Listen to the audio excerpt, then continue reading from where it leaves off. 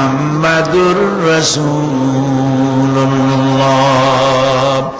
জীবনে বিশ্বাসের সাথে এই কালেমাটি উচ্চারণ করেছে, মুখ দিয়া বিশ্বাস করেছে, তার পাপের সব শাস্তি শেষ হয়ে যাওয়ার পর আল্লাহ পাক তাকে মুক্ত করবেন জাহান্নাম থেকে। কেউ এরকম জাহান্নামে থাকবে না যে একবার কালেমা বিশ্বাসের সাথে উচ্চারণ করেছিল। এই কথা কাফেরদের ব্যাপারে প্রযোজ্য নয়। সর্বশেষ যে ব্যক্তি জাহান্নাম থেকে মুক্তি লাভ করবে তাকে আল্লাহ পাক বলবেন, ফেরেশতাদেরকে বলবেন, আমার ফেরেশতারা আমার এই বান্দাকে জান্নাত এবং জাহান্নামের মাঝখানে রেখে দাও। জান্নাত এবং জাহান্নামের মাঝখানে লোকটি যখন থাকার জায়গা পাবে সে জান্নাতের দিকে তাকায়া দেখবে আর কাঁদতে থাকবে। আল্লাহ পাক জিজ্ঞেস করবেন, বান্দারে যুগের পর যুগ ধরে জাহান্নামে কেঁদেছ, আমি রব্বুল আলামিন জাহান্নাম মাফ করে দিয়া জান্নাত জাহান্নামের মাঝখানে রেখে দিয়েছি, আযাব থেকে তো বেঁচে গেছো, এখন কান্দো কেন? লোকটি বলবে, রব্বুল আলামিন কান্দি এই কারণে, জাহান্নাম থেকে মাফ করেছো, তোমার শুকরিয়া আদায় করি। জান্নাত তো আমার কপালে নাই, কিসমতে নাই, কিন্তু জান্নাত আমি এখান থেকে দেখতে পাচ্ছি, জান্নাতের সুঘ্রাণ আমার নাকে আসতেছে, কপালে নাই যাওয়ার। আমি কাঁদি এই জন্য, তুমি যদি মেহেরবানি করে আমাকে জান্নাতের দরজার কাছে একটু দাঁড় করায় দিতা, প্রাণ ভরে তোমার জান্নাতের দৃশ্যটা একটু দেখতাম। আল্লাহ পাক তার আরজি পূরণ করবেন, বলবেন যাও, ফেরেশতাদের বলবেন এর জান্নাতের দরজার কাছে দাঁড় করায় দাও। জান্নাতের দরজার কাছে দাঁড়িয়ে লোকটি আবার কান্না শুরু করবে। আল্লাহ পাক প্রশ্ন করবেন, এবার কান্দো কেন? লোকটি বলবে, রব্বুল আলামিন কান্দি এই কারণে, জান্নাতের এই দরজায় দাঁড়াইয়া জান্নাতের অফুরন্ত নেয়ামত কিছুই ভালো করে দেখা যায় না, শুধু অল্প জায়গা দেখি। যদি তুমি আমারে দয়া করে জান্নাতের মাঝখানে দাঁড় করায় দিতা, চতুর্দিকে তাকায়া তাকায়া দেখা কলিজারে ঠান্ডা বানাইতাম। তবে আমি ওয়াদা করি, জান্নাতের কোন নাজ নেয়ামত, কোন ফল আমি খাবো না, ধরবো না, সইব না। একটুখানি মেহেরবানি করে মাঝখানে দাঁড় করাইয়া দাও, জানদারে ঠান্ডা করি। আল্লাহ রব্বুল আলামিন ফেরেশতাদের বলবেন, আমার এই বান্দারে জান্নাতের মাঝখানে দাঁড় করাইয়া দে। আল্লাহর নবী বলেন, জান্নাতের মাঝখানে দাঁড়িয়ে লোকটি আগের চাইতে আরো জোরে চিৎকার মেরে কাঁদতে থাকবে। আল্লাহ পাক বলবেন, বান্দারে কি হলো তোর? দরজার কাছে আসতে চাইছিলে, আইনা দিলাম। আবার এবার মাঝখানে আসতে চাইছো, তাও এনে দিয়েছি, আবার কান্দো কেন? লোকটি বলবে, রব্বুল আলামিন এবার কান্দি এই জন্যে, তুমি যখন দয়া করে একটিবার জান্নাতের মাঝখানে এনে আমাকে দাঁড় করায় দিয়েছো, তুমি রহমান রহিম গফুরুর রহিম, এই জান্নাত থেকে আবার আর বাইর করে দিও না। আল্লাহ রাব্বুল আলামিন বলবেন, ও আমার বান্দারে, আমার এই জান্নাত তোর খুব পছন্দ হয়েছে নাকি? লোকটি বলবে, রব্বুল আলামিন কলিজা ঠান্ডা হয়ে গেছে, ভাবতেও পারি নাই জান্নাত এত সুন্দর। আল্লাহ পাক বলবেন, বান্দারে এরকম একটি নয়, দুইটা নয়, তোর জন্য আমি 10টা জান্নাত এইরকম রিজার্ভ করে রাখছি। সুবহানাল্লাহ। আল্লাহ পাককে ভয় করে পৃথিবীর সমস্ত পাপ থেকে যারা নিজেকে রক্ষা করবে, আল্লাহ তাদের জন্য এই জান্নাত রেখে দিয়েছেন। সুবহানাল্লাহ। সেই জান্নাতের রিসিপশন আপনারা আন্দাজ করতে পারবেন না, রিসিপশন কারে কয়। কি এর প্রধানমন্ত্রী আর প্রেসিডেন্ট, 4-5টা পুলিশ আর আর্মি আসে একটা ফট করে সেলুট মারলো, বাস শেষ হয়ে গেল, এরকম না। জান্নাতীদেরকে রিসিপশন দেওয়া হবে। জান্নাতীরা যখন আল্লাহর হুকুমে জান্নাতের দিকে যেতে লাগবে, আর যখন জান্নাতের কাছে চলে যাবে, আল্লাহ রাব্বুল আলামিন শোনায় দিচ্ছেন, হাত্তা ইযা জাউহা ফুতিহাত আবওয়াবুহা ওয়া ক্বালা লাহুম খাজানাতুহা সালামুন আলাইকুম তিবতুম ফাদখুলুহা খালিদিন। সুবহানাল্লাহ।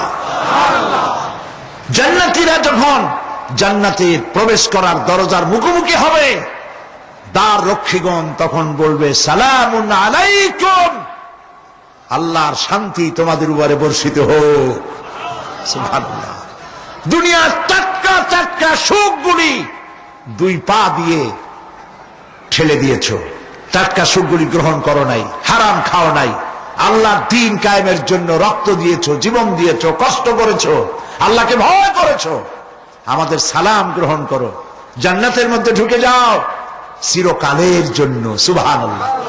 আর বাইর হওয়া লাগবে না, চিরকাল এই জান্নাতের মধ্যে তোমরা বসবাস করতে পারবে, আল্লাহ রাব্বুল আলামিনের ফেরেশতারা বলে দিবেন।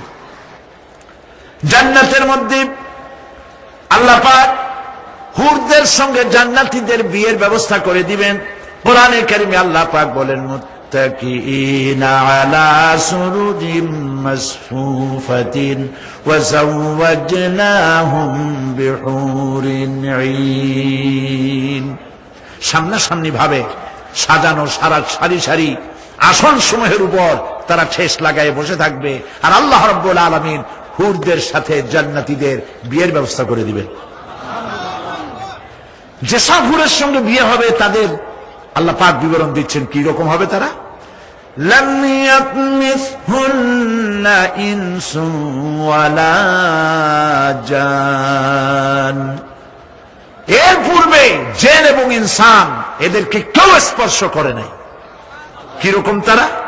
কাআন্নাহুন্নাল ইয়াকুতু ওয়াল মারজান, যেমন ঝিনুকের ভিতরে মণিমুক্তা থাকে এইভাবে আল্লাহ পাক তাদেরকে পবিত্র করে রেখে দিয়েছেন। আমার প্রিয় ভাইরা, আল্লাহ রাব্বুল আলামিন কোরআনে কারীমের ভিতরে বলেছেন ফাবিআইয়ি আলা'i রাব্বিকুমা তুকাযযিবান। জান্নাত দান করে আল্লাহ পাক এবার জান্নাতীদেরকে সম্বোধন করে বলবেন ইয়া ইবাদি লা খাউফুন আলাইকুমুল ইয়াওমা ওয়ালা আনতুম তাহজানুন। হে আমার বান্দারা, লা খাউফুন আলাইকুমুল ইয়াওম, আজ আর কোনো ভয় নাই। সুবহানাল্লাহ, সুবহানাল্লাহ।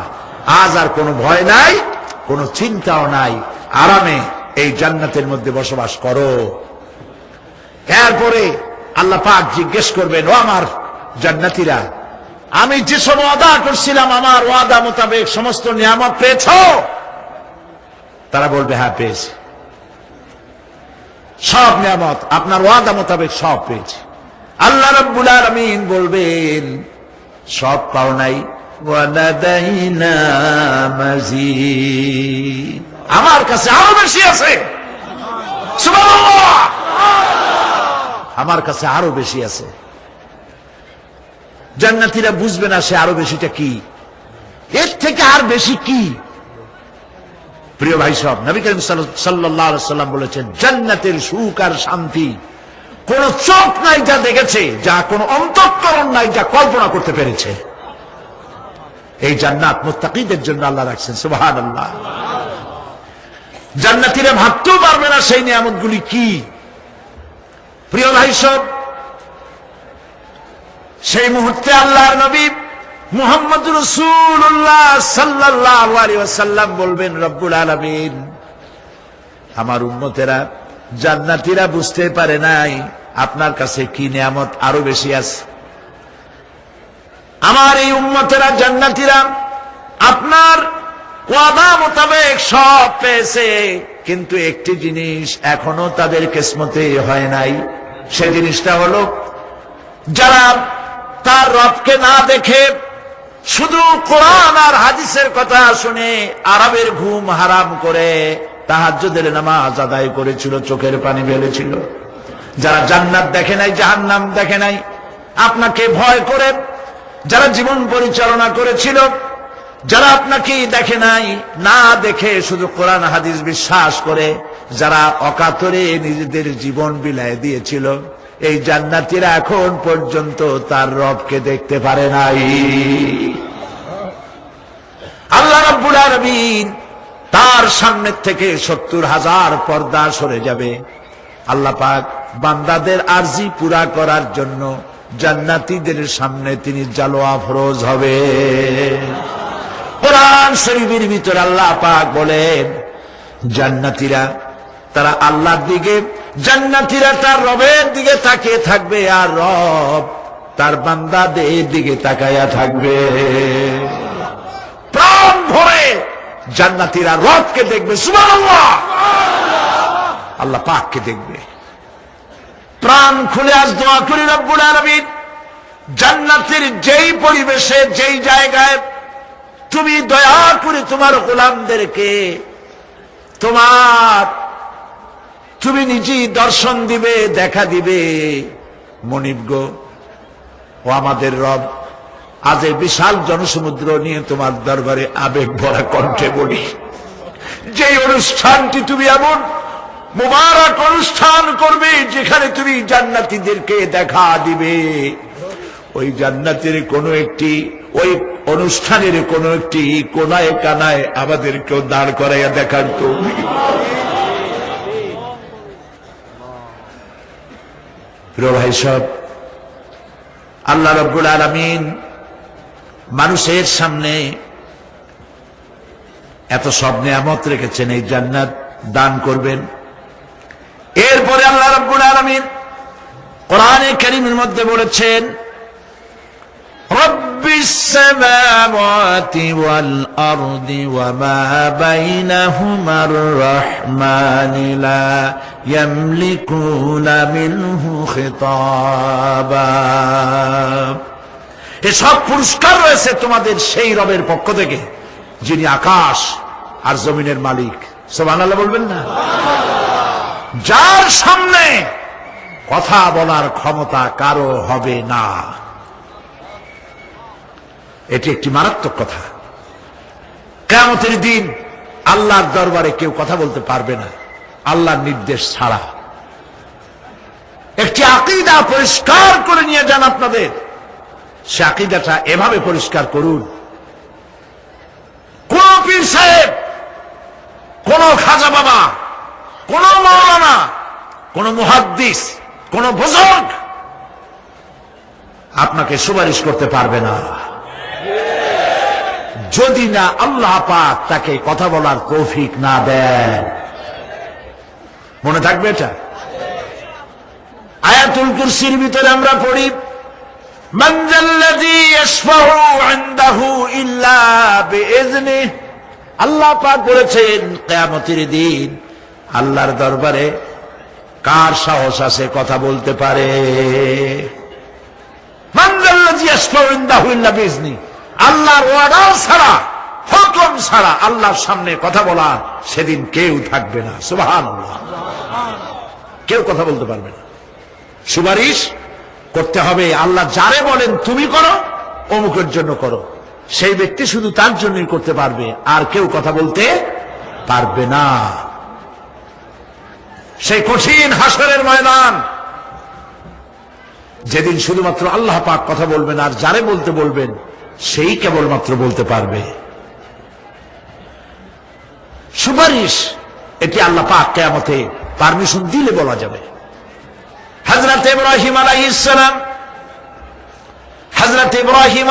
সালাম কিয়ামতের দিন তার নিজের পিতা সম্পর্কে সুপারিশ করবেন, রব্বুল আলামিন আমার আব্বার জন্য সুপারিশ করতেছি, মেহেরবানি করে জাহান্নাম থেকে তারে আপনি রক্ষা করুন।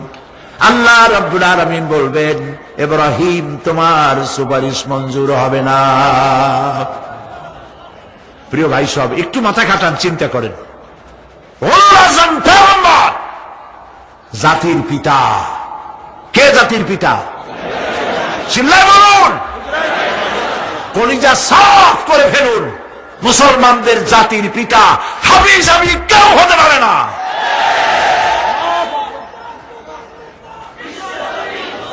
মিল্লাতা আবিকুম ইব্রাহিম। ইব্রাহিম আলাইহিস সালাম এই মিল্লাতের পিতা। সুবহানাল্লাহ। হযরত ইব্রাহিম আলাইহিস সালাম কিয়ামতের দিন বলবেন, আল্লাহ আমার আব্বার জন্য সুপারিশ করছি। আল্লাহ পাক বলবেন মঞ্জুর হবে না। আসর তোমার পিতা হতে পারে, কিন্তু আমার খলিলকে আগুনে ফেলার জন্য নমরুদকে সে সহযোগিতা করেছে, আমি তোমার পিতাকে ক্ষমা করব না। নবী করিম সাল্লাল্লাহু আলাইহি সাল্লামকে সাহাবায়ে কেরাম জিজ্ঞেস করেছেন, হে রাসূল, আপনার আব্বা এবং আম্মার অবস্থা কি হবে? নবী করিম সাল্লাল্লাহু আলাইহি সাল্লাম কেঁদে ফেলেছেন, সব বলেছেন, আমি তাদের কোনো উপকারে আসব না। আল্লাহু আকবার। মিল্লাতা আবিকুম ইব্রাহিম, ইব্রাহিম আলাইহিস সালাম এই মিল্লাতের পিতা। সুবহানাল্লাহ। হযরত ইব্রাহিম আলাইহিস সালাম কিয়ামতের দিন বলবেন, আল্লাহ আমার আব্বার জন্য সুপারিশ করছি, আল্লাহ পাক বলবেন মঞ্জুর হবে না। আসর তোমার পিতা হতে পারে, কিন্তু আমার খলিলকে আগুনে ফেলার জন্য নমরুদকে সে সহযোগিতা করেছে, আমি তোমার পিতাকে ক্ষমা করব না। নবী করিম সাল্লাল্লাহু আলাইহি সাল্লামকে সাহাবায়ে কেরাম জিজ্ঞেস করেছেন, হে রাসূল, আপনার আব্বা এবং আম্মার অবস্থা কি হবে? নবী করিম সাল্লাল্লাহু আলাইহি সাল্লাম কেঁদে ফেলেছেন, সব বলেছেন, আমি তাদের কোনো উপকারে আসব না। আল্লাহু আকবার।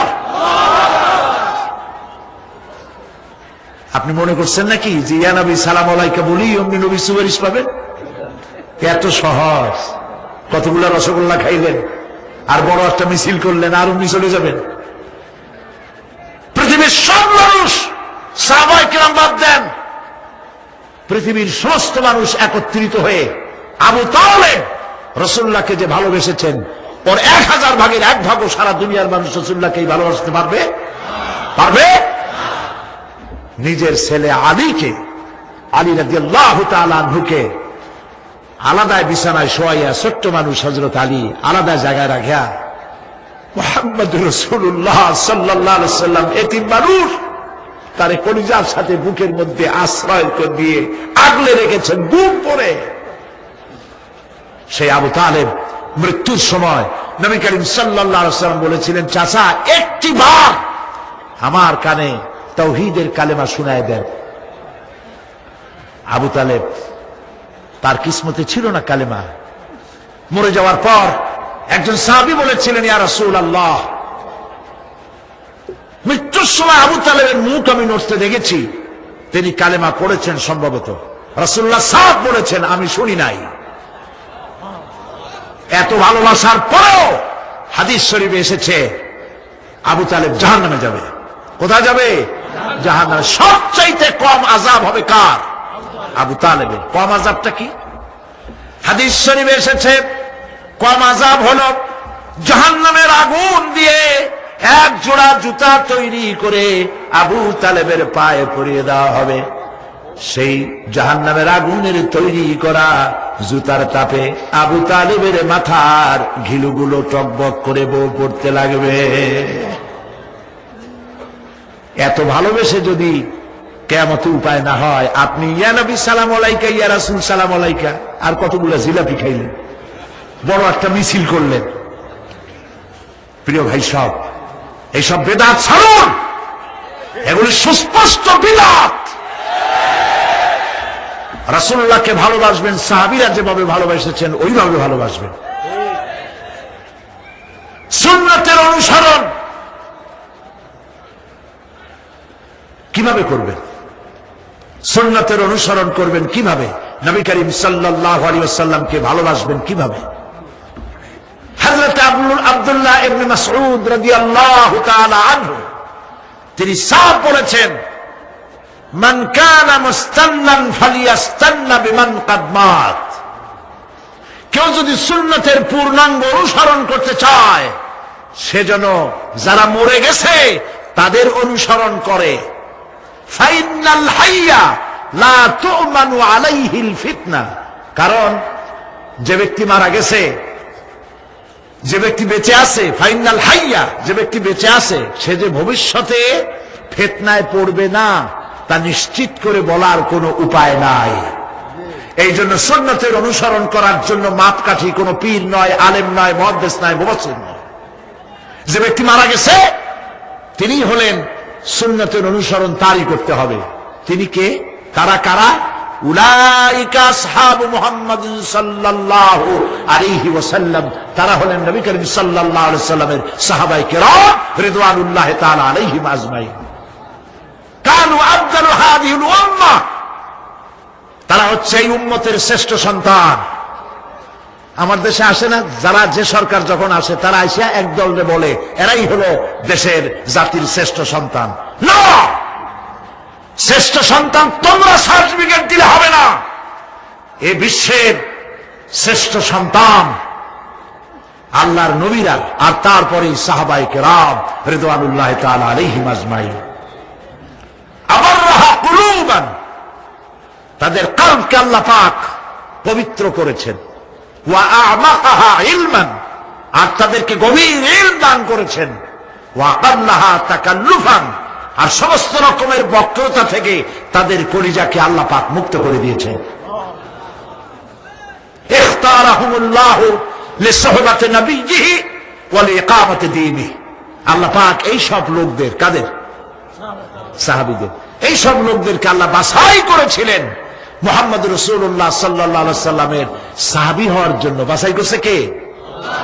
আল্লাহ পাক নিজে বাছাই করেছেন রাসূলের সাহাবী হওয়ার জন্য। কি জন্য?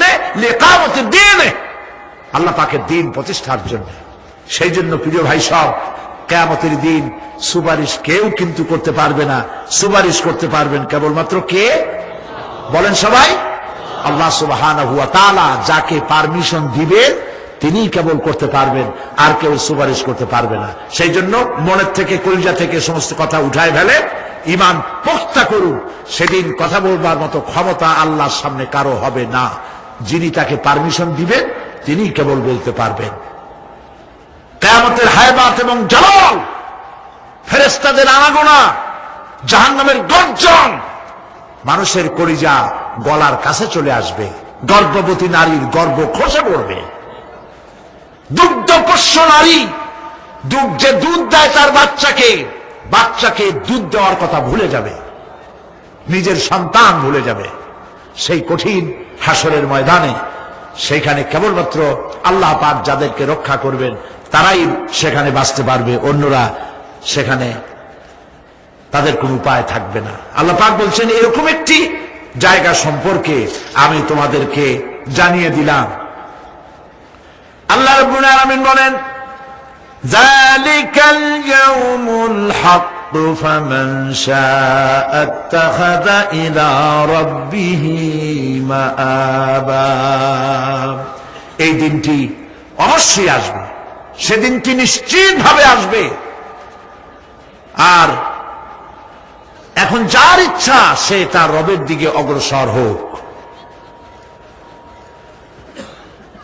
ইন্না আনজারনাকুম আযাবান করিবান ইয়াওমা ইয়ানজুরুল মার'ু মা কদ্দামাত ইয়াদাহু ওয়া ইয়াকুলুল কাফিরু ইয়া লাইতানি কুনতু তুরাবা। ইন্না আনজারনাকুম আযাবান করিবা, খুব নিকটবর্তী একটি আযাব সম্পর্কে আমি তোমাদেরকে সতর্ক করে দিলাম। কে বলতেছেন? আল্লাহ পাক। লক্ষ্য করুন আল্লাহ কি বলছেন। খুব নিকটবর্তী একটি কঠিন শাস্তি, আযাব, অর্থাৎ কিয়ামত, এ সম্পর্কে আমি তোমাদেরকে সতর্ক করে দিলাম। ইয়াউমা ইয়ানজুরুল মার'ু মা কদ্দামাত ইয়াদাহু, সেদিন প্রত্যেকটি লোক যা সে পাঠিয়ে দিয়েছিল এখানে, অর্থাৎ যা করেছিল সেগুলি সে দেখতে পাবে। আর তখন ওয়ায়াকুলুল কাফিরু ইয়া লাইতানি কুনতু তুরাবা। সেই কিয়ামতের ময়দানে অবস্থা দেখে কাফেররা বলবে, আহারে মানুষ না হইয়া যদি মাটি হইয়া যেতাম, যদি মাটি হতাম, যদি মানুষ না হয়ে না জন্মাতাম, আজ এই হাসরের ময়দানে এইখানে এই বিচারের মুখোমুখি হতাম না, মাটি হইলে বরং অনেক ভালো হতো। প্রিয় ভাই সব, সূরা আন-নাবা সংক্ষিপ্ত আকারে যে আলোচনাটি করলাম সে আলোচনাটি ছিল এই পরকাল হবে, কিয়ামত হবে, এতে কোনো সন্দেহ নাই। আছে সন্দেহ? কোনো সন্দেহ নাই, অবশ্যই কিয়ামত হবে। এবং সেই কিয়ামত কেমনে হবে সেগুলির দৃষ্টান্ত মানুষ মরলে পচে যাবে, গলে যাবে, তারপরে চিন্তা হবে কেমনে, সেগুলি আমি আপনাদের সামনে আলোচনা করেছি। তারপরে জান্নাত এবং জাহান্নাম দুটি ভাগ হবে, সেগুলির ব্যাপারে আমি আপনাদের সামনে আলোচনা করেছি।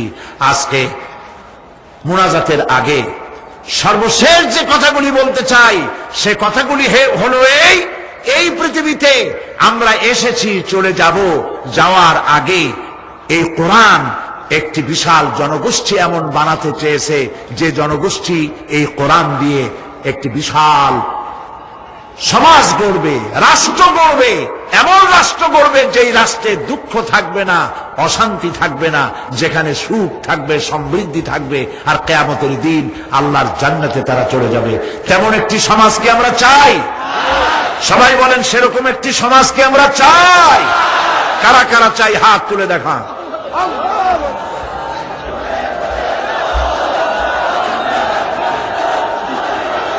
প্রিয় ভাই সব, আমি হাত তুলতে বলেছি, দাঁড়াইতে বলি নাই। মেহেরবানি করে বসেন। আজকে আখেরি মুনাজাতের দিন। আলহামদুলিল্লাহ বলে কয়েক লক্ষ মানুষ মুনাজাতের জন্য অপেক্ষা করছে। আলহামদুলিল্লাহ বলে। দাঁড়ানোর অর্থ আমি বুঝি, অনেক সময় বসছেন, ফাঁকে একটু মাজা সোজা করে নিলেন। বসেন বসেন, আর একটু জোরে সরে জিকির করেন, লা ইলাহা ইল্লাল্লাহ, লা ইলাহা ইল্লাল্লাহ। আরো জোরে, লা ইলাহা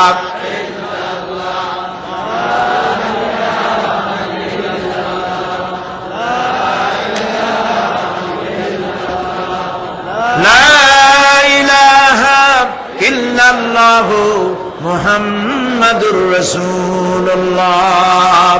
বসা মানুষেরা দাঁড়ানো ভাইদেরকে বসতে সাহায্য করুন। কেমনে করবেন বুঝে নেন। প্রিয় ভাই সব, কিয়ামতের দিন আমরা যেতে চাই জান্নাতে। কোথায় যেতে চাই বলেন? জোরে বলেন। এই জান্নাতে যাওয়ার জন্য দুইটা কাজ করতে হবে। কয়টা কাজ? আল্লাহ রাব্বুল আলামিন বলেন, ফামান কানা ইয়ারজু লিকাআ রাব্বিহি ফালইয়ামাল আমালান সালিহান ওয়া লা ইউশরিক বিইবাদাতি রাব্বিহি আহাদা। আল্লাহ পাক বলেন, যে বাজারা আমার সঙ্গে দেখা করতে চায় কিয়ামতে, দুইটা কাজ করা লাগবে। বলেন কয়টা কাজ? একটা হলো নেক আমল। কি আমল বলেন? নেক আমল। নেক আমল কারে বলে? নেক আমল করতে হলে আবার দুইটা শর্ত লাগে। এক নম্বরে কাজটা করতে হবে আল্লাহরে খুশি করার জন্য। কারে খুশি করার জন্য? একটা মাদ্রাসা বানাইছি যাতে লোকেরা বলে যে বড় একটা মাদ্রাসা বানাইছে, এই জন্য মাদ্রাসা বানাবেন,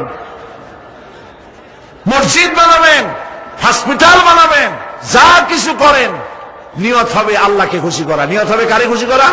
আল্লাহ পাককে খুশি করা। এই হলো নেক আমলের প্রথম শর্ত। কাজ হবে আল্লাহকে খুশি করার জন্য।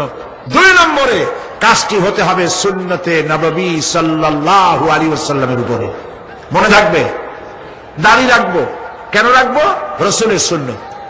রাখবো কারে খুশি করার জন্য? আল্লাহ খুশি করার জন্য। রাখবো কার মতো? রবীন্দ্রনাথের মতো, কার্ল মার্কসের মতো, কবির মতো নয়। রাখতে হবে কার মতো? নবীর মতো। বুঝে নেন, কাজটা হতে হবে আল্লাহকে খুশি করার জন্য। দুই নম্বরে কাজটা হতে হবে সুন্নতে নববী সাল্লাল্লাহু আলাইহি ওয়াসাল্লামের উপরে হতে হবে। তাহলে এই হলো এক নম্বর। জান্নাতে যাওয়ার জন্য, আল্লাহর সাথে দেখা করার জন্য এক নম্বরের কাজ হলো নেক আমল। বলেন এক নম্বরের কাজ কি? দুই নম্বরের কাজ ওয়ালা ইউশরিক বিইবাদাতি রাব্বিহি আহাদা। আল্লাহ রাব্বুল আলামিনের ইবাদতের সাথে কাউকে শরীক স্থাপন করা যাবে না। আমরা যারা মুসলমান, অধিকাংশ মুসলমান শিরকের ভিতরে মুবতলা হয়ে আছে। বিশ্বাস করেন কিনা বলেন? কাফেরেরা তো মুশরিক আছেই, ওরা তো মুশরিক আছেই, কিন্তু আমরা মুসলমানেরা আমাদের আমলের মধ্যে আমাদের অজান্তে সবের নিয়তে অনেক শিরক আমরা করে বসি। নাউজুবিল্লাহ, বলেন নাউজুবিল্লাহ। এই জন্য আমি বারবার সতর্ক করি, নিজেকেও করি, আপনাদেরকেও করি। এই কারণে করি, শিরকের গুনাহ আল্লাহ মাফ করবেন না। ইন্না শিরকা লাযুলমুন আযীম, শিরক মস্ত বড় অপরাধ, জুলম, আল্লাহ মাফ করবেন না। আল্লাহর কাছে কান্দে কান্দে মাপ চাওয়া লাগবে যে আল্লাহ শিরক থেকে আমাকে রক্ষা করো, বাঁচাও। অনেক গোপন শিরক আছে। মাজারে যান, পীর সাহেবের কাছে যান, মনে যদি নিয়ত থাকে উনি ফু দিলে আমি ভালো হবই, উনি তাবিজ দিলে আমার বাচ্চা হবেই, উনি আমারে দয়া করলেই আমার ব্যবসায় উন্নতি হবেই, এইটার নাম শিরক। এটার নাম কি?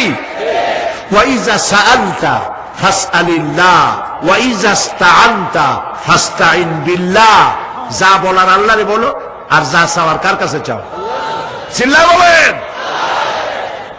কলিজাটাকে পরিষ্কার করে যান আজকের মাহফিলে। এই কলিজায় কারো প্রতি কোনো ভয় রাখবো না আল্লাহ ছাড়া। ভয় করবো কারে বলেন?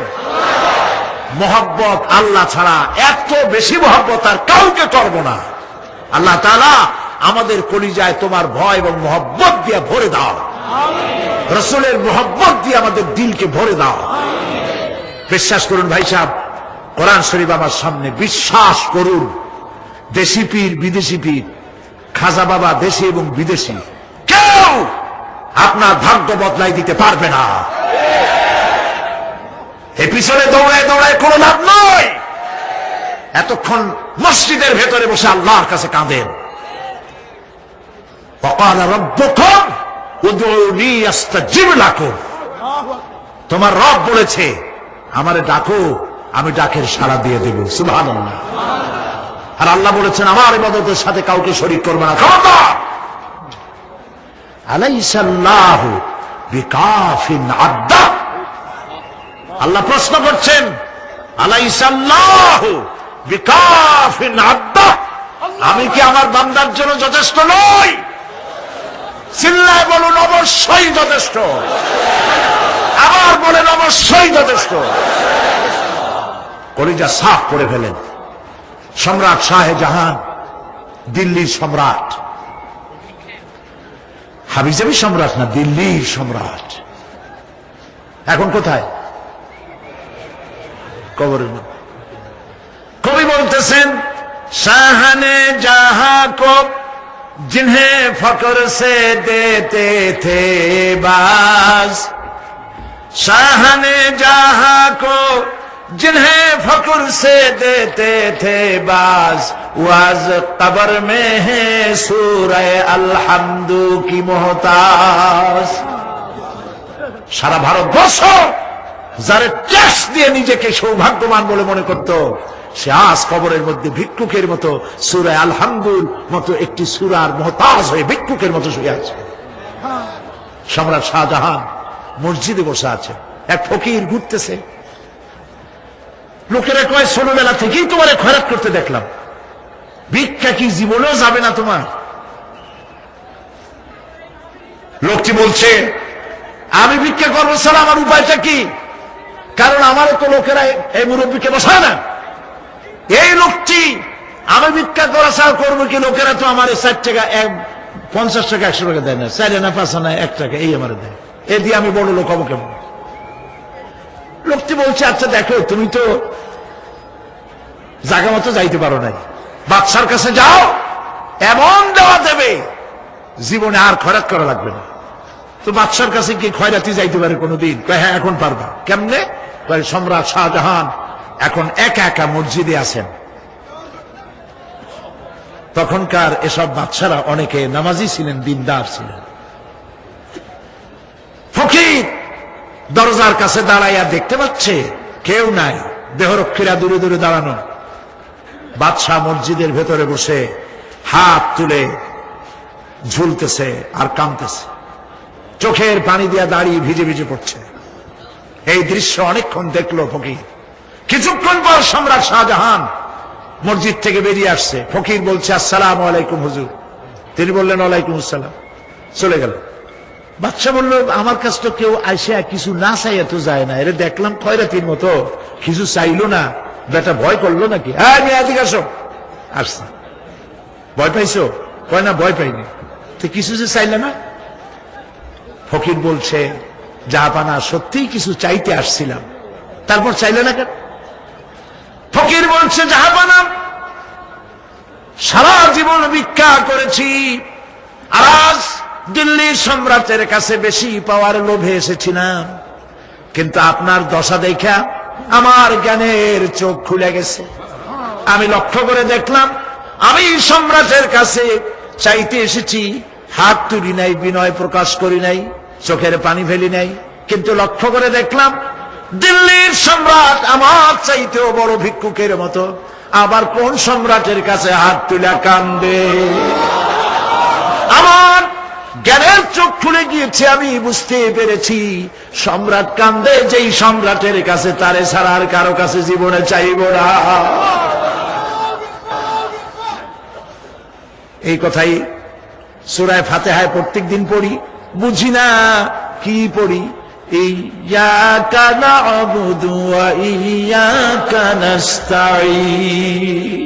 আয় আল্লাহ, একমাত্র তোমার গোলামি করি আর তোমার কাছে সাহায্য চাই, তুমি ছাড়া কারো কাছে সাহায্য চাই না। কলিজা সাফ করুন। কোন মরা পীর, কোন জিন্দা পীর আপনার মনের আশা পুরা করতে পারবে না, পারবে না, পারবে না।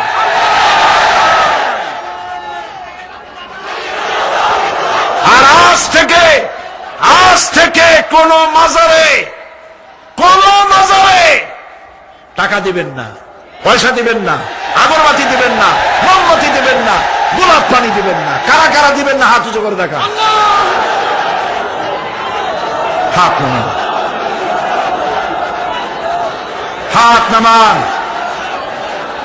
আল্লাহ পাক তুমি এই হাতগুলি কবুল করো, জোরে বলেন আমিন। এই চট্টগ্রাম ছিল স্বাধীনতা আন্দোলনের লালন ভূমি, সূতিকাগার। এই চট্টগ্রামের বুকের উপরে দাঁড়িয়ে শহীদ প্রেসিডেন্ট জিয়াউর রহমান স্বাধীনতার ঘোষণা দিয়েছিলেন। সেই চট্টগ্রাম স্বাধীনতার গৌরবে ধন্য। সেই চট্টগ্রামকে আল্লাহ পাক ইসলামের চট্টগ্রাম, শিরক এবং বিদআত মুক্ত চট্টগ্রাম আল্লাহ বানায় দিন। আমি অত্যন্ত আনন্দিত, খুশি বর্তমান সরকার চট্টগ্রামকে বাণিজ্যিক রাজধানী ঘোষণা করায় সরকারকে ধন্যবাদ জানাই। আমি ধন্যবাদ জানাই চট্টগ্রাম আন্তর্জাতিক বিমানবন্দর। আমরা আজ থেকে বহু বছর আগে সেই কোন জায়গায় যেন, কোন স্কুল বলো না, কলেজিয়েট হাই স্কুল ময়দানে ৮০-র দশকে এভাবে মাহফিলে বলেছিলাম, চট্টগ্রাম এই আন্তর্জাতিক বিমান, তখন আন্তর্জাতিক ছিল না, এই বিমানবন্দরের নাম রাখা হোক আল্লাহর ওলি শুয়ে আছেন এই চট্টগ্রামে হযরত শাহ আমানত রাহমাতুল্লাহ আলাইহি, তার পবিত্র নামে এটা করা হোক। কোন সরকার করে নাই, কোন সরকার করে নাই। সেই দীর্ঘদিনের দাবি ফলশ্রুতিতে চট্টগ্রামকে 4 দলীয় ঐক্যজোটের সরকার চট্টগ্রামের মুসলমানদের কলিজার দাবি পূরণ করে শাহ আমানত ইন্টারন্যাশনাল এয়ারপোর্ট নাম ধারণ করে সেখানে পতাকা উঠতেছে বাংলাদেশের, মসজিদও তৈরি হয়ে গেছে। দুনিয়ার কোন আন্তর্জাতিক বিমানবন্দরের গায়ের সাথে মিশানো এমন মসজিদ আমি দেখছি কিনা আমার মনে পড়ে না। চট্টগ্রামের সৌভাগ্য, আলহামদুলিল্লাহ। আমার কলিজা চায় আমি আপনাদের সাথে জড়াই গেছি, আমি আপনাদের সাথে জড়াই গেছি ভালোবাসা দিয়া, মহব্বত দিয়ে, কোরআনের কারণে। আর কোনো কারণ নাই, কোনো স্বার্থ নাই। আমি কোনোদিন চট্টগ্রাম থেকে এমপি নির্বাচন করতে আসবো না। আপনাদের সাথে আমাদের এই মহব্বতের সূত্র শুধুমাত্র আল্লাহ, শুধুমাত্র রাসূল, শুধুমাত্র আল্লাহ রাব্বুল আলামিনের এই কোরআন শরীফ, আর কিচ্ছু না। আল্লাহ পাক এই চট্টগ্রামে যারা মাজারের ব্যবসা করে এগুলোরে তুমি হেদায়েত করে দাও, বলেন আমিন। মাজার কেন্দ্র করে যারা বসে আছে ওদেরকে বলেন আল্লাহর রাস্তায় বাড়ি ফিরে যা। এ মাজারে চাষ কি? মাজারগুলির চতুর্দিকে বসে আছে, গাঁজা খায়, দাড়িতে জট, গায়ে সালার শট, শয়তান। বাড়ি যা, বলবেন বাড়ি যা, বাচ্চা রিক্সা চালা, তোরে মাজারে বসতে কইছে কে? মাজারগুলি পাহারা দেবে গভর্নমেন্ট। শাহ আমানত আমাদের সম্পদ, শাহ মাকদুম মুসলিম মিল্লাতের সম্পদ, শাহজালাল মুসলিম উম্মার সম্পদ। এদের মাজারকে সংরক্ষণ করার দায়িত্ব সরকারের। ওখানে তোমার বসে থাকা লাগবে না, খালি পয়সা কামাও আর এই টাকা দিয়া ট্রাক আর বাসের ব্যবসা করো, কোটি কোটি টাকার মালিক হও। আর গাঁজা খায়, ডলিয়া ডলিয়া কলকিতে ঠুকে টান দেয়, চোখ ক্রমে বড় হয় আর গান গায়, মদিনা যাব কেমনে মদিনা। বলে তুই শয়তান, কেমনে মদিনায় যাবি? এত গাঁজা খাইয়ে যাবি তুই মদিনায়? প্রিয় ভাই সব, শীত মুক্ত জীবন যাপন করতে হবে, কোনো আপোষ নাই, নো কম্প্রোমাইজ। মাজারওয়ালাদের সাথে মুসলমানদের কোনো কম্প্রোমাইজ নাই, সাফ কথা। আমরা শিরক এবং বিদআত মুক্ত জীবন চাই। আলহামদুলিল্লাহ বলে কিয়ামতে আল্লাহ পাক নাজাত দিয়ে দেবেন, বলেন আমিন। আমি সপ্তম সংসদে পার্লামেন্টে বলেছিলাম তদানীন্তন হুজুরদের সামনে, বুঝছেন তো কারা? বললাম এই তো বারবার যান উমরা করতে, এখন আর যাইটা না, এখন তো ইলেকশনের সময় না, এখন পার্শ্ববর্তী দেশে সফর করা দরকার। রোজার মাসে এখন আর যাওয়াটা লাগে না, তখন যাইতো, তখন পট্টি টট্টিও বানতো। বললাম আপনারা উমরা করতে যান, হজ করতে যান, আনেন কি? আতর আর পাথর, সুরমা আর খুরমা। কিন্তু দেখেন না সেখানে কি অবস্থা? আল্লাহ পাক বলেছেন আওয়ালাম ইয়ারাও আন্না জাআলনা হারামান আমিনান। দেখতে পাও না আমি এই শহরকে কি নিরাপত্তার শহর বানিয়েছি? যখন পৃথিবীর চতুর্দিকে লুণ্ঠন হচ্ছে, চুরি হচ্ছে, হত্যা হচ্ছে, ধর্ষণ হচ্ছে, তখন আমার এই শহর দেখো কেমন নিরাপত্তা বানাইলাম। যারা হজে গিয়েছেন লক্ষ্য করেছেন, লক্ষ লক্ষ মানুষ, চাঁদের চাইতেও সুন্দরী মানুষগুলি, নারীগুলি রাতের বেলায় পুরুষ সঙ্গী ছাড়া একাকিনী আল্লাহ রাব্বুল আলামিনের ঘর তাওয়াফ করতে আসে। গভীর রাত্রে তাওয়াফ করলো, নামাজ পড়লো, দোয়া করলো, আবার একাকিনী ঘরে ফিরে গেল। লক্ষ লক্ষ পর পুরুষের মধ্য দিয়ে আজ পর্যন্ত একটি রেকর্ড সৃষ্টি হলো না যে কাবা শরীফের চতুর্দিক থেকে কয়েকটা নারী হাইজ্যাক হয়ে গেছে। চোখে দেখো না, মক্কা শরীফে তো চতুর্দিকে পুলিশ টুলিশ আছে। মুজদালিফায় যেখানে এরকম সামিয়ানা নাই, ঘর নাই, দেওয়ার নাই, লক্ষ লক্ষ নারী আর পুরুষ পাশাপাশি কাছাকাছি সারা রাত শুয়ে থাকে। বলেন ঠিক কিনা? 1000-1500 বছরের ইতিহাস তালাশ করেন, একটা নারী হাইজ্যাক হয়েছে, লাঞ্ছিত হয়েছে? আর তুমি বুশ আমাদের কও আমরা সন্ত্রাসী? তোমার দেশে প্রতি সেকেন্ডে কত মানুষ নিহত হয়? তোমার দেশে প্রতি মিনিটে কত ধর্ষণ হয়?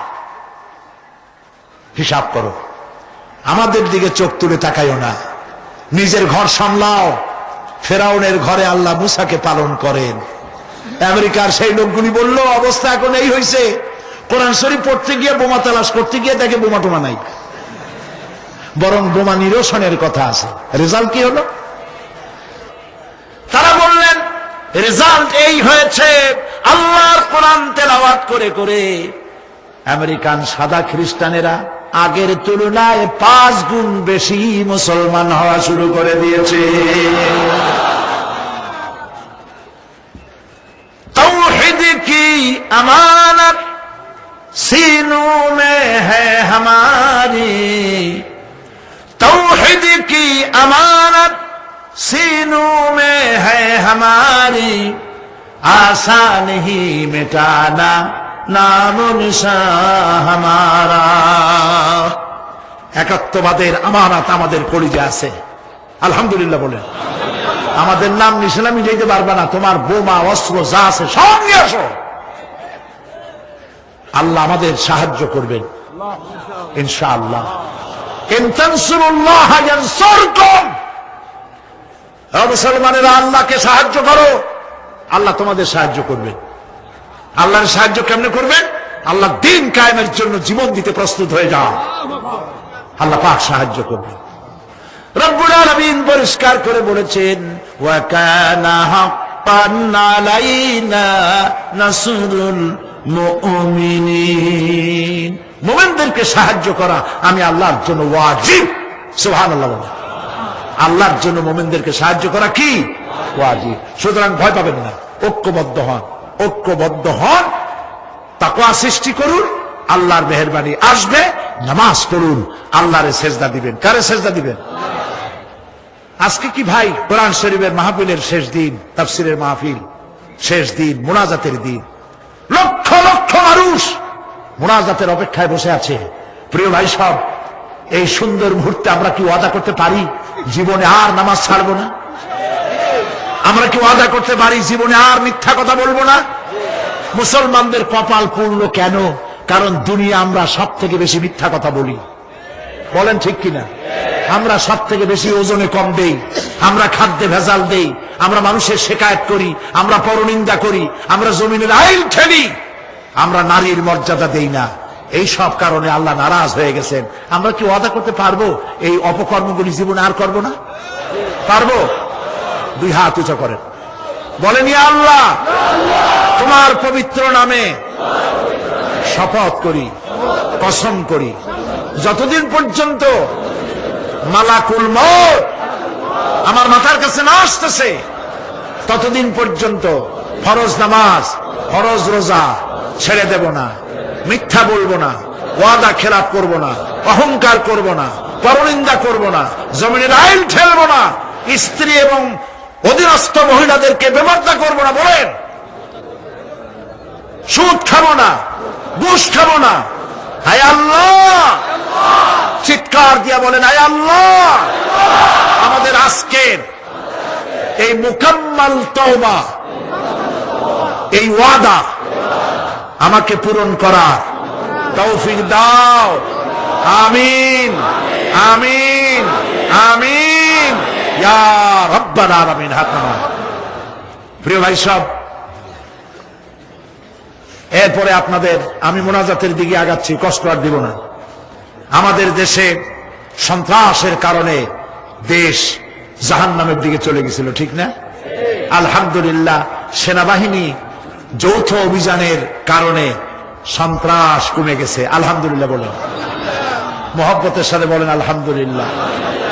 সেনাবাহিনী নামায় আপনারা বেজার না খুশি ছিলেন? বেজার না খুশি? দেখান তো কারা কারা খুশি। আলহামদুলিল্লাহ, হাত নামান, হাত নামান। আমাদের সেনাবাহিনী আমাদের গৌরব, আমাদের অহংকার। পৃথিবীতে তারা যেখানেই গিয়েছে আমাদের জন্য সুনাম কুড়িয়ে এনেছে। সন্ত্রাসীদের এই চিন্তা করার কারণ নাই যে অপারেশন ক্লিন হার্ট, অপারেশন থুইয়া এখন সব জেলা থুইয়া সাব ডিভিশন লেভেলে সব চলে আসতেছে। আবার আপনারা সন্ত্রাস, চাঁদাবাজি, মাস্তানি শুরু করবেন? পারবেন না, পারবেন না। কারণ সেনাবাহিনী আমরা দিল্লি অথবা পিন্ডি থেকে ধার করে আনি নাই, ওরা আমাদের সন্তান। সরকার যতবার খুশি ততবার নামাবে। সন্ত্রাসীদেরকে মারলে যদি বলে মানবাধিকার লঙ্ঘিত হয় না, কারণ সন্ত্রাসীরা মানুষই না। তারা যখন হাজার হাজার মানুষ মেরেছে তখন তোমাদের মানবাধিকারের কথা কোথায় ছিল? আজ এত দরদ কেন? বাংলাদেশ গত ঈদের মাঠে, ঈদের রাতে, ঈদের আগের রাত্রে আমরা মক্কা শরীফে ছিলাম, শুনেছি বাংলাদেশে বড় বড় শহরগুলিতে রাত 2:30, 3টা পর্যন্ত মা বোনেরা ঈদের কেনাকাটা করেছে। বাংলাদেশের ইতিহাসে হয়েছে কোনদিন? সুতরাং এতে নারাজ হয়েছে কারা? 14 কোটি মানুষ বলেছে আলহামদুলিল্লাহ, খালি একটা দল বলেছে নাউজুবিল্লাহ। আল্লাহ তাদের সুমতি দান করুন, বলি আমিন। সবাই বলেন আমিন। সুতরাং সেনাবাহিনীর অপারেশনের ব্যাপারে কোনো কথা বলার কোনো প্রয়োজন নাই। বামপন্থীরা বলেছে রুখে দাঁড়াও, সেনাবাহিনী রুখে দাঁড়াবা? খুব আশ্চর্য কথা। পাগলা হাতি হইতে পারে, একটা পাগলা হাতি একটা বাজার ভাঙিয়ে দিতে পারে, 5-6টা মানুষ পালায় মারতে পারে, কিন্তু তুমি রেজিমেন্টের সামনে তুমি কি? তোমরা বামেরা সব এক জায়গায় হইয়াও কামের কাম কিছু করতে পারো নাই, পারবাও না।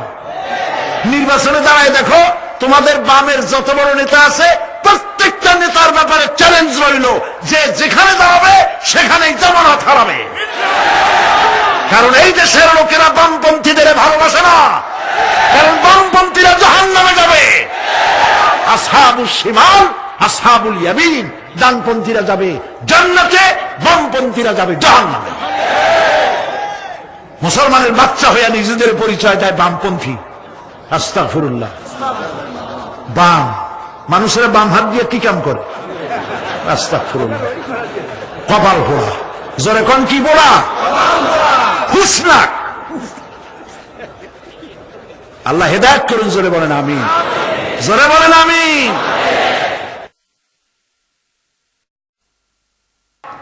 তালেবান হওয়ার কোন প্রয়োজন বাংলাদেশের নেই।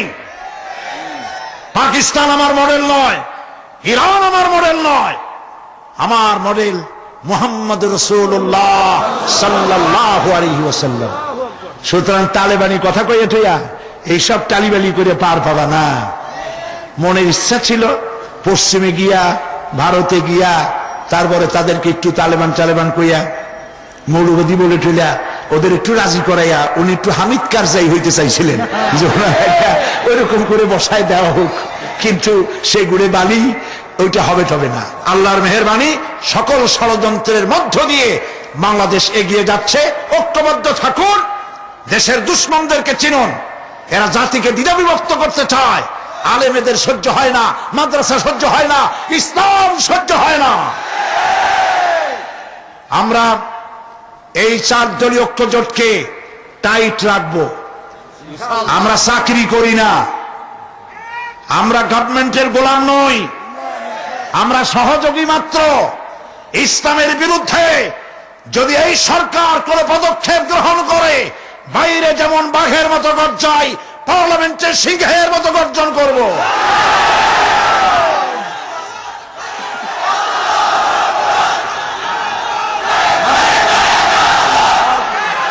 প্রিয় ভাই সব, এই সরকার ইসলামের পক্ষের সরকার বলে জনগণ মনে করে। আপনারা দোয়া করুন যেন সরকার ইসলামের পক্ষে তার মেয়াদকাল পর্যন্ত থাকতে পারে। আল্লাহ যেন কবুল করেন।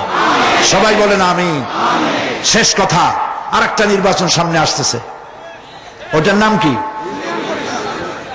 ইউনিয়ন পরিষদের নির্বাচন। এত বড় মাহফিল, চতুর্দিক থেকে লোকেরা আসছেন, আপনারাই ভোটার, ঠিক না? ভোট কারে দিবেন, কি মার্কায় দিবেন, ওইটা আমার বলার কোনো দরকারই নেই। আমি মৌলিক একটা কথা বলবো, সেই কথাটা হচ্ছে ভোট একটি আমানত। কিন্তু এই স্লোগানটা যারা বানায়েছে, আমার ভোট আমি দেব, যারে খুশি তারে দেব, এটা পাগলের কথা, এটা পাগল। প্রথম লাইন ঠিক আছে, আমার ভোট আমি দেব, প্রথম লাইন ঠিক, দ্বিতীয় লাইন পাগলের।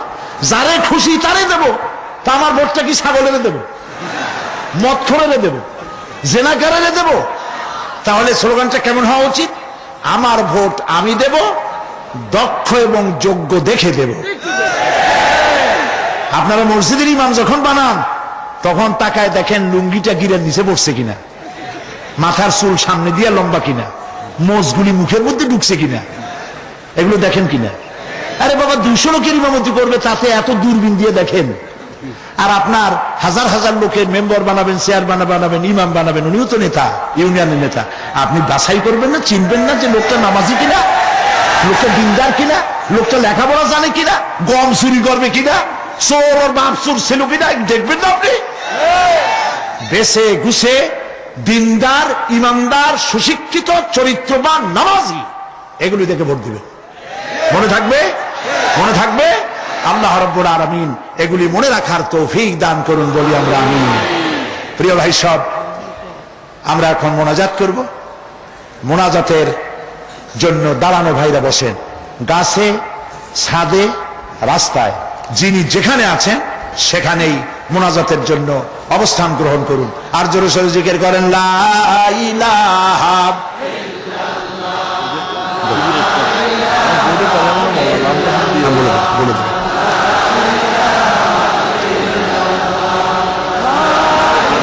কয়জন? 12। মোট 31। বসেন ভাই বসেন। আজকে মোট 12 জন অমুসলিম ভাই ইসলাম কবুল করার জন্য মঞ্চে এসেছেন। জোরে স্লোগান দেন।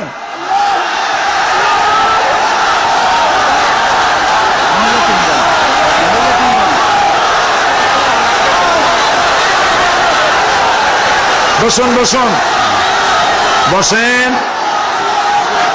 মেহেরবানি করে বসুন ভাই, মেহেরবানি করে বসেন। বসেন, মেহেরবানি করে বসেন। দাঁড়ানো ভাইরা বসা মানুষরা দাঁড়ানো ভাইদেরকে অনুরোধ করেন বসেন। বসেন, না বসতে দেখবেন কেমনে? আজকের 12 জনের 3 জন আমাদের বোন মহিলা আর 9 জন হচ্ছে পুরুষ, মোট 12 জন। এবারের তাফসীরের মাহফিলে মোট প্রথম দিন থেকে নিয়ে পর্যন্ত 31 জন লোক ইসলাম কবুল করলেন। জোরে বলেন আলহামদুলিল্লাহ। রব্বানা করিম, রব্বানা লাকাল হামদ। আমি এখন এদেরকে ডাকতেছি, যাকে যাকে ডাকবো একটু দূরে সরে দাঁড়াও, কাছে কাছে আসবা। শ্রী মৃণাল চন্দ্র রায়, পিতা শ্রী দেবেন্দ্রনাথ রায়, বাড়ি শমশের পাড়া, চাঁদগাঁও, চট্টগ্রাম। বর্তমান নাম পছন্দ করেছে মোহাম্মদ নুরুল আমিন।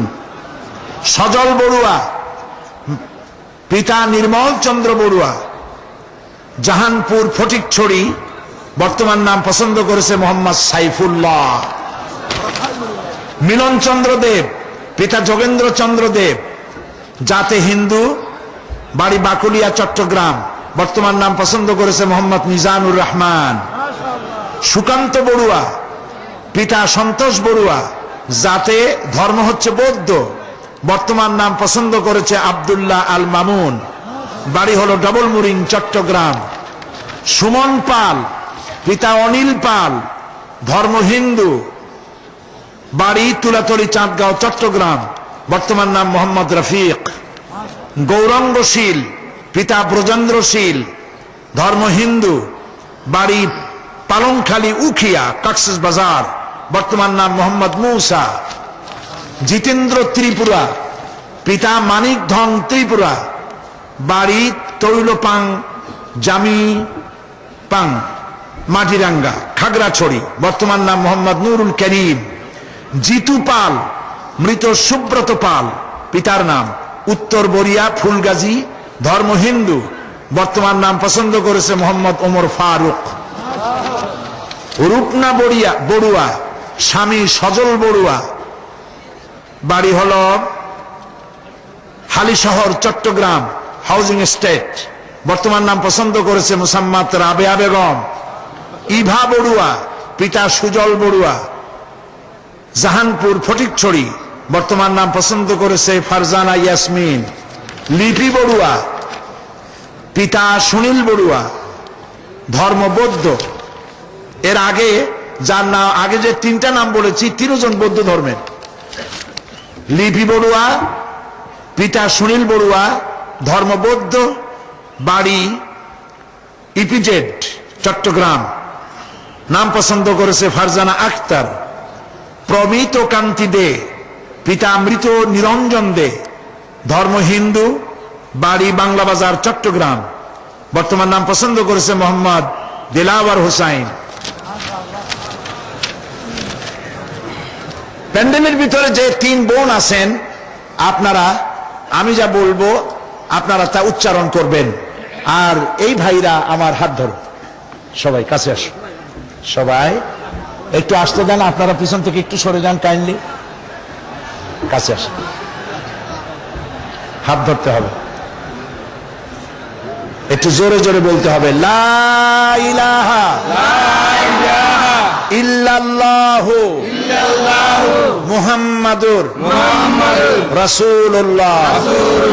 আল্লাহ ছাড়া কোন ইলাহ নাই, মাবুদ নাই, উপাস্য নাই, মুহাম্মদ সাল্লাল্লাহু আলাইহি ওয়াসাল্লাম আল্লাহর প্রেরিত রাসূল।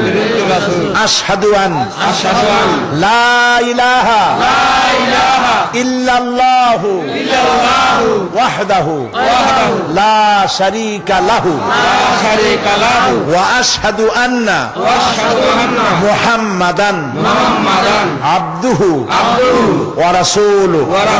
আমি সাক্ষ্য দিচ্ছি আল্লাহ ছাড়া কোন ইলাহ নাই, মাবুদ নাই, উপাস্য নাই, তিনি এক, তিনি একক, তার কোনো অংশীদার নাই।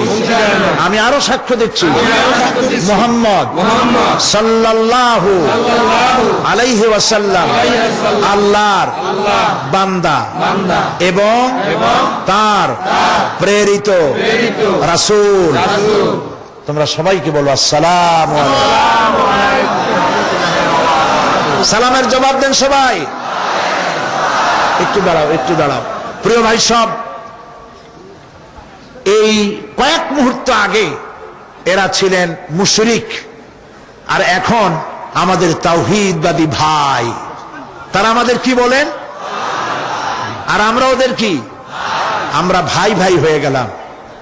এই মুহূর্তে আল্লাহর এই বান্দা 9 জন আর পর্দার আড়ালে 3 জন, এই 9 জনের জিন্দিগির পেছনের সব গুনাহ, শিরক, বিদআত, জিনা, ব্যভিচার যা কিছু জীবনে ঘটেছে সব আল্লাহ মাফ করে দিয়েছেন। রাসূলের হাদিস অনুযায়ী এই লোকগুলি এখন বেগুনাহ, মাসুম। আমি এই সুযোগ নিচ্ছি আপনাদের পক্ষ থেকে আল্লাহ পাকের বেগুনাহ মাসুম বান্দাদেরকে বিশাল জনসমুদ্রের পক্ষ থেকে আমি আমার বুকে আলিঙ্গন করে নিচ্ছি।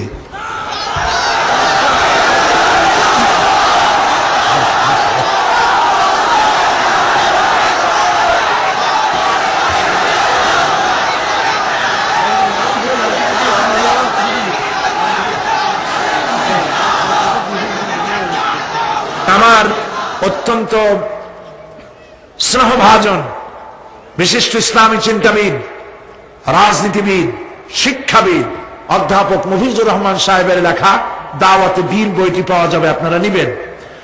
প্রত্যেকটি মুসলমান তার 2টি রাত এমন যাবে না যে তার বালিশের তলায় ওসিয়ত থাকবে না। সেই ওসিয়ত কেমনে লিখতে হয় অনেক লোকেরাই তা জানা নাই। এই ওসিয়তের একটি নমুনা রেখে গেছেন খুররাম মুরাদ রহমতুল্লাহ আলাইহি। আল্লাহ পাক তাকে জান্নাতুল ফেরদাউস নসিব করুন। খুররাম মুরাদের শেষ ওসিয়ত বইটি আপনারা নিয়ে যাবেন। কোরআন শরীফ বোঝার জন্য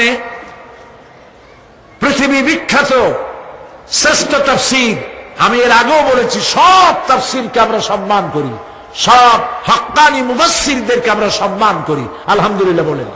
কিন্তু বর্তমান যুগ বিজ্ঞানের যুগ, বিজ্ঞান দর্শন কোরআন হাদিস যুক্তি ভিত্তিক কোরআনকে বুঝাবার জন্য যে তাফসীরটি সারা পৃথিবীতে সমাদৃত হয়েছে বিভিন্ন ভাষায়, তার নাম তাফহিমুল কোরআন।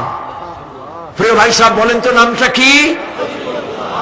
বাংলা ভাষায় 19 খণ্ডে সমাপ্ত হয়েছে, মেহেরবানি করে নেবেন। এটা প্রকাশ করে আধুনিক প্রকাশনী, তারা কালকে 12টা পর্যন্ত থাকবে, আপনারা মেহেরবানি করে নিয়ে যাবেন। আর একটি তাফসীর প্রতি বছর আমি বলি, সেটি হলো অমর শহীদ সৈয়দ কুতুব শহীদ রহমতুল্লাহ আলাইহি। আল্লাহ পাক জান্নাতুল ফেরদাউসের মেহমান তারে বানায় নিন, সবাই ধরে বলেন আমিন। তার তাফসীর ফি জিলালিল কোরআন বহু ভাষায় অনুবাদ হয়েছে, কিন্তু বাংলায় এতদিন হয়নি। বাংলা ভাষায় অনুবাদ করে যিনি মানুষের কৃতজ্ঞতা পাশে আবদ্ধ হয়েছেন, তিনি আল কোরআন একাডেমি লন্ডনের ডাইরেক্টর জনাব হযরত মাওলানা হাফেজ মুনির উদ্দিন আহমদ। তিনি মাহফিলে এসেছেন, ফি জিলালিল কোরআনের অনুবাদক। আমি বলবো তাকে, তার দোয়ার জন্য আমি বলবো তিনি আপনাদেরকে একটু সালাম দিন।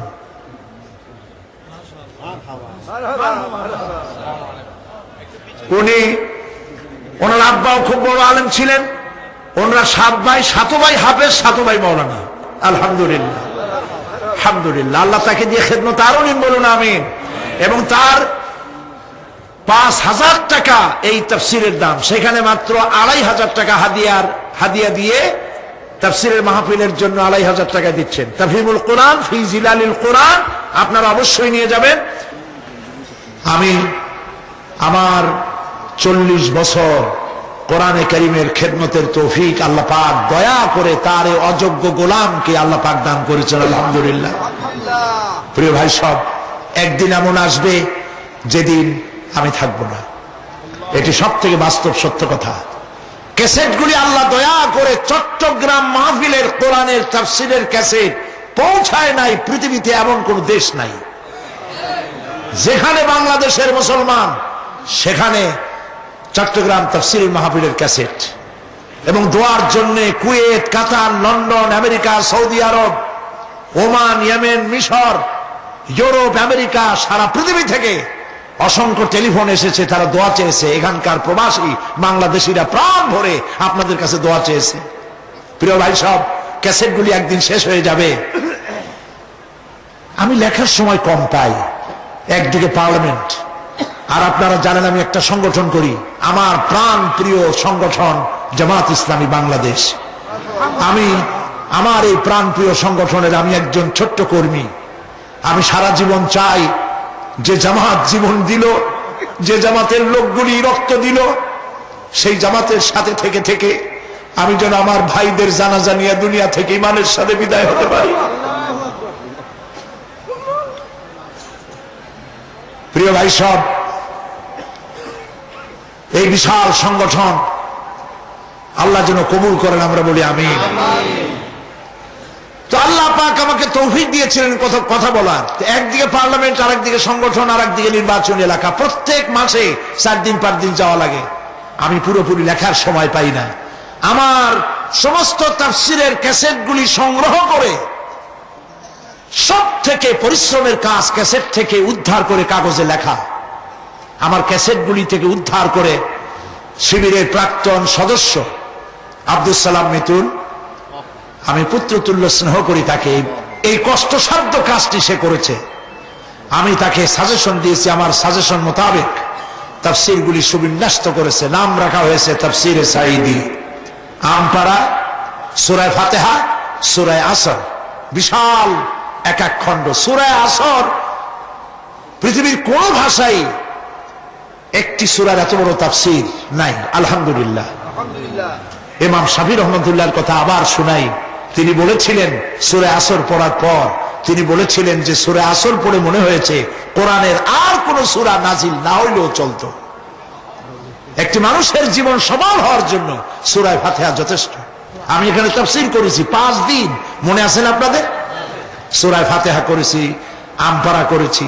আমপাড়া, সূরা ফাতিহা, সূরা আসর, তাফসীরে সাঈদী তারা নাম রেখেছে।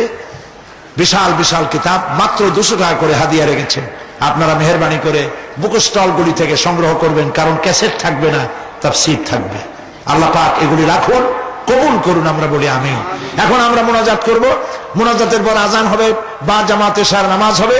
সমস্ত দাঁড়ানো লোকেরা এই মুহূর্তে বসে পড়ুন আর আল্লাহর মহব্বতে একটু জিকির করেন, লা ইলাহা ইল্লাল্লাহ, লা ইলাহা। রাস্তায়, পথে, ঘাটে, বাড়িতে, ছাদে, গাছে, যিনি যেখানে আছেন, মাইকের আওয়াজ যদ্দূর যায়, মা বোনেরা মনে মনে আর ভাইয়েরা আল্লাহ পাককে প্রাণ ভরে ডাকেন, সুবহানাল্লাহ, আলহামদুলিল্লাহ, লা ইলাহা ইল্লাল্লাহ, সুবহানাল্লাহ, আলহামদুলিল্লাহ, লা ইলাহা ইল্লাল্লাহ, সুবহানাল্লাহ,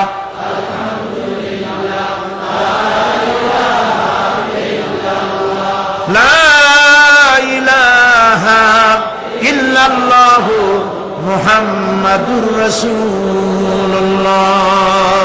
আল্লাহুম্মা আমিন। ربنا ظلمنا أنفسنا وإن لم تغفر لنا وترحمنا لنكونن من الخاسرين সবাই পড়েন দরদ মাখা কণ্ঠ দিয়া পড়েন ربنا ظلمنا أنفسنا وإن لم تغفر لنا وترحمنا لنكونن من الخاسرين ربنا ظلمنا أنفسنا وإن لم تغفر لنا وترحمنا لنكونن من الخاسرين رب العالمين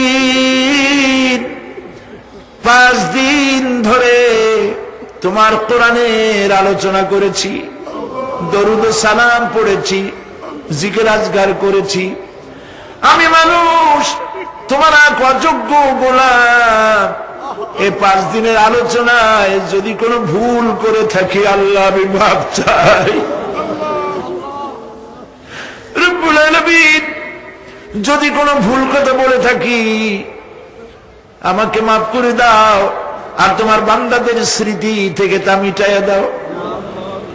এই 5 দিনের আলোচনায় রব্বুল আলামিন, তুমি যদি খুশি হয়ে থাকো এই আলোচনায় তুমি মেহেরবানি করে যে সওয়াব দিবা, আয় আল্লাহ দয়া করে মেহেরবানি করে সওয়াবটুকুন মুহাম্মদুর রাসূলুল্লাহ সাল্লাল্লাহু আলাইহি ওয়াসাল্লামের রূহ মুবারকে পৌঁছায় দাও। রব্বুল আলামিন, तमाम পৃথিবীর মাটির নিচে যত মুমিন মুমিনাত শুয়ে আছে আল্লাহ কবরগুলি কি জান্নাতের টুকরা বানায়া দাও।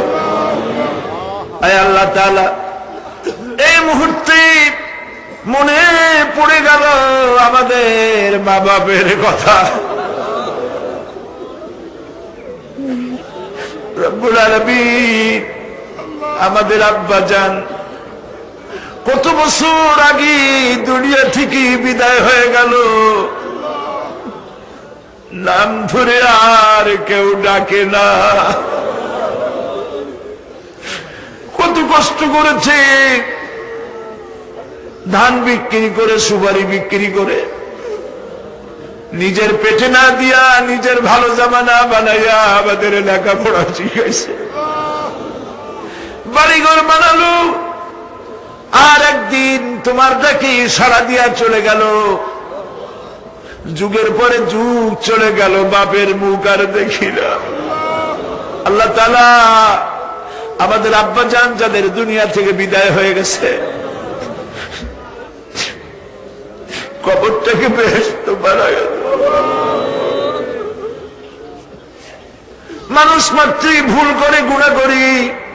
আমাদের আব্বা জান যদি কোনো ভুল করে থাকে, গুনাহ করে থাকে, আল্লাহ মাফ করে দাও।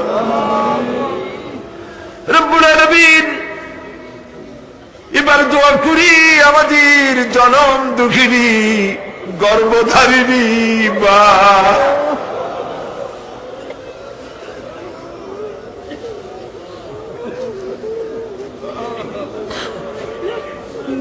আর 10 মাস ধরে পেটের মধ্যে রেখে কষ্ট করেছে মা, কারো কাছে অভিযোগ করে নাই। সন্তান পেটের মধ্যে বসে মাথা দিয়া হাঁটু দিয়া গুতা দিচ্ছে, মা অভিযোগ করে নাই। ডেলিভারিতে কষ্ট করেছে, 2-2.5 বছর পর্যন্ত বুকের দুধ দিয়া মানুষ বানাইছে, নিজে না খেয়ে আমাদের খাওয়াইছে। কান্না মুখে শত চুমা দিয়া হাসি ফুটাইছে।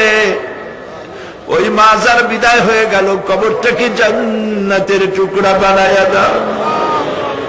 রব্বির হামহুমা কামা রব্বায়ানি সগীরা। সবাই পড়েন, রব্বির হামহুমা কামা রব্বায়ানি সগীরা। আল্লাহ তাআলা, আমাদের মা বাপ যাদের বেঁচে আছে সুস্থ রাখো, ভালো রাখো। বিছানায় ভালাইয়া পরের উপরে নির্ভর করে নিও না, ইমানের সাথে সুস্থ অবস্থায় দিও। আমাদের খেদমত করার তৌফিক দিও রব্বুল আলামিন। দাদা দাদি নানা নানি যাদের মারা গেল মাফ করে দিও। আয় আল্লাহ তাআলা, মানুষ যদি আমেরিকায় যায়, ইউরোপে যায়, সপ্তাহে সপ্তাহে বা দিনে দিনে প্রতিদিন টেলিফোনে কথা বলা যায়, চিঠিপত্র দিয়া খোঁজ পাওয়া যায়। আমাদের মা বাবা আত্মীয় স্বজন যুগের পর যুগ কবরের মধ্যে শুয়ে আছে, কোনো খবর জানি না।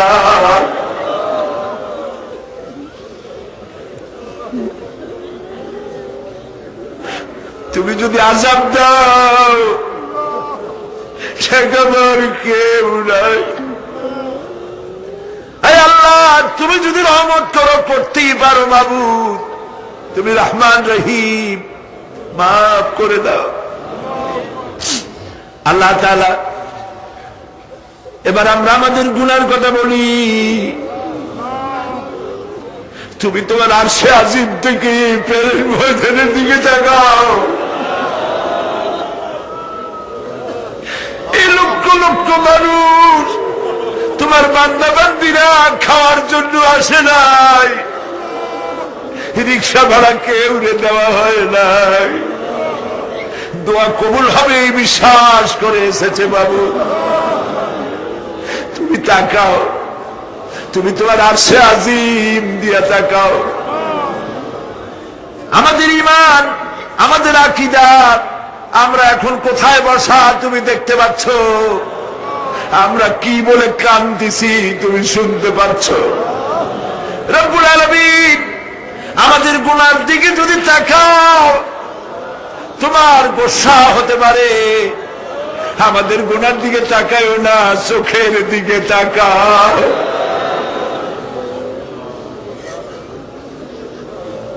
আল্লাহ, আমাদের চোখের দিকে তাকাও। আমরা এতিম, কাঙ্গাল, ভিক্ষু, তুমি গনি, আমরা ফকির। আল্লাহ তাআলা, তোমার জাহান্নামের ভয় পাই, আমাদের জন্য জাহান্নাম হারাম বানায় দাও। রব্বুল আলামিন, আমরা জানি দিনের বেলায় সরকারি অফিস চলে, সন্ধ্যাবেলায় অফিসগুলি বন্ধ হয়ে যায়, আর রাত যত গভীর হতে থাকে তোমার রহমতের অফিস কর্মচঞ্চল হয়ে যায়। রব্বুল আলামিন, গুনাহ মাফ চাই, আমাদের মাফ করে দাও। আয় আল্লাহ তাআলা, আমরা অন্যায় করেছি বলে সারা দুনিয়ায় আজ মুসলমানেরা মার খাইতেছে। আল্লাহ রব্বুল আলামিন, এই পৃথিবীর একটা অসভ্য মানুষ সারা দুনিয়ার মুসলমানদেরকে টার্গেট করেছে। এই পৃথিবীর মানবতার দুশমন, বর্তমান পৃথিবীর শ্রেষ্ঠ নমরুদ ফেরাউন মুসলমান আর মুসলমানের দেশগুলি টার্গেট করেছে। আল্লাহ, আল্লাহ, তুমি তো আমাদের সেই আল্লাহ যে ফেরাউনকে চুবাইয়া মারছো। তুমি আমাদের সেই আল্লাহ যে নমরুদরে জুতো দিয়ে পিটাইয়া মারছো। রব্বুল আলামিন, বর্তমান পৃথিবীর শ্রেষ্ঠ নমরুদকে আল্লাহ বিদায় করে দাও। আল্লাহ গজব দাও, লানাত দাও। কান্দো মুসলমানেরা, কান্দো।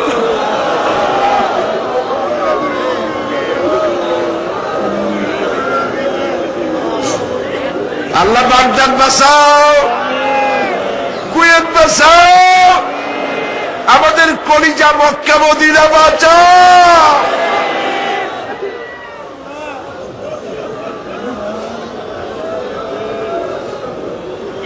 রব্বুল আলামিন, আমাদের কান্না তুমি শোনো বাবু। আমরা অপরাধী, আমরা গুনাহগার, আমরা মাপ চাই বাবু, আমাদের মাফ করে দাও। মুসলমানদের কাফের দিয়ে পিটাই মারো না বাবু, ইহুদি দিয়ে মুসলমানদের মারো না বাবু। তোমার রাসূলের সাদকায় মুসলমানদেরকে মাফ করে দাও আল্লাহ। রব্বুল আলামিন, আয় আল্লাহ তাআলা, মা বোনেরা 5টা দিন কষ্ট করে আসছে, বসার জায়গাও পায় নাই, ঠান্ডার মধ্যে আসছে, বাচ্চাগুলা কান্দে করে কোলে করে কষ্ট করে আসছে। সমাজ কল্যাণের তো এত জায়গা নাই, মা বোনেরা রাস্তায় রাস্তায় বসছে। আল্লাহ মা বোনদের জিন্দিগির গুণা মাফ করে দাও। অনেক মা বোন বিয়ে হয়েছে, বাচ্চা হয় না, কলজাটা মরুভূমির মতো হয়ে গেছে। তোমার তো অভাব নাই আল্লাহ, সন্তানীকে সন্তান দাও, রোগ ব্যাধি মা বোনদের মাফ করে দাও। বাংলাদেশে আমাদের মুসলমান মা বোনদেরকে খাদিজা আয়েশা বানায় দাও, তাদের গর্ভস্থিত সন্তানগুলি ভালো বানাও। আল্লাহ তাআলা আমাদের বিবি বাল বাচ্চা যা দান করেছে সবগুলিকে দিনদার, নামাজি, পরেজগার বানায় দাও। আমাদের স্ত্রীদের হেদায়েত করে দাও, আমাদের সন্তানগুলিকে দিনদার, ইমানদার বানায় দাও। আমাদের যারা যারা ইমামতি করতে পারে এমন বানায় দাও বাবু।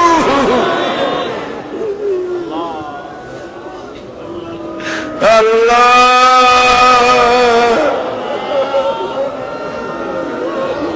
আল্লাহ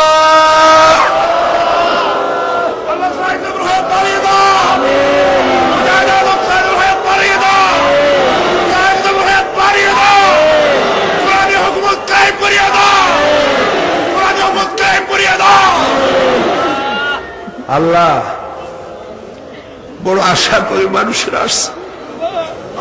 আল্লাহুম্মা লা তারুদ্দানা খায়বিন, আল্লাহুম্মা লা তারুদ্দানা খায়বিন। কিছু না দিয়ে একেবারে খালি হাতে ফেরত দিও না বাবু, কিছু না দিয়ে খালি হাতে ফেরত দিও না বাবু।